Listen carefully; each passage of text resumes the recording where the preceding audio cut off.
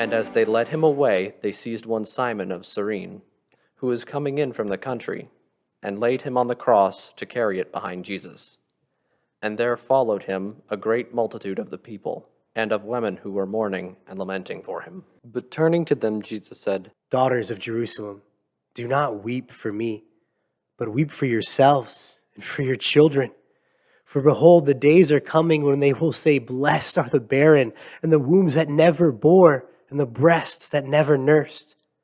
Then they will begin to say to the mountains, Fall on us, and to the hills, Cover us. For if they do these things when the wood is green, what will happen when it is dry? 2 others who were criminals were led away to be put to death with him. And when they came to the place that is called the Skull, there they crucified him and the criminals, one on his right and one on his left. And Jesus said, Father, forgive them, for they know not what they do. And they cast lots to divide his garments.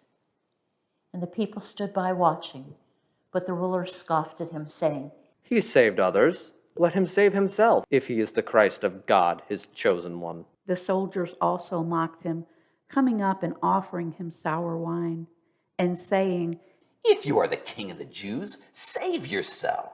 There was also an inscription over him, This is the King of the Jews.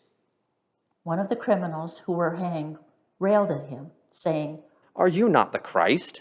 Save yourself and us. But the other rebuked him, saying, Do you not fear God, since you are under the same sentence of condemnation? And we indeed justly, for we are receiving the due reward of our deeds. But this man has done nothing wrong. And he said, Jesus, remember me when you come into your kingdom.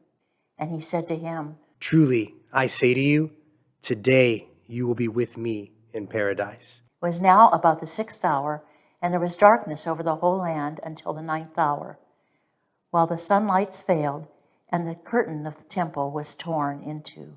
Then Jesus, calling out with a loud voice, said, Father, into your hands I commit my spirit. And having said this, he breathed his last. Now when the centurion saw what had taken place, he praised God, saying, Certainly this man was innocent. And all the crowds that had assembled for this spectacle, when they saw what had taken place, returned home beating their breasts. And all his acquaintances and the women who had followed him from Galilee stood at a distance watching these things. Now there was a man named Joseph from the Jewish town of Arimathea. He was a member of the council, a good and righteous man, who had not consented to their decision and action, and he was looking for the kingdom of God. This man went to Pilate and asked for the body of Jesus. Then he took it down, wrapped it in a linen shroud, and laid him in a tomb cut in stone, where no one had ever yet been laid. It was the day of preparation, and the Sabbath was beginning. The women who had come with him from Galilee followed and saw the tomb, and how his body was laid. Then they returned and prepared spices and ointments. On the Sabbath they rested, according to the commandment.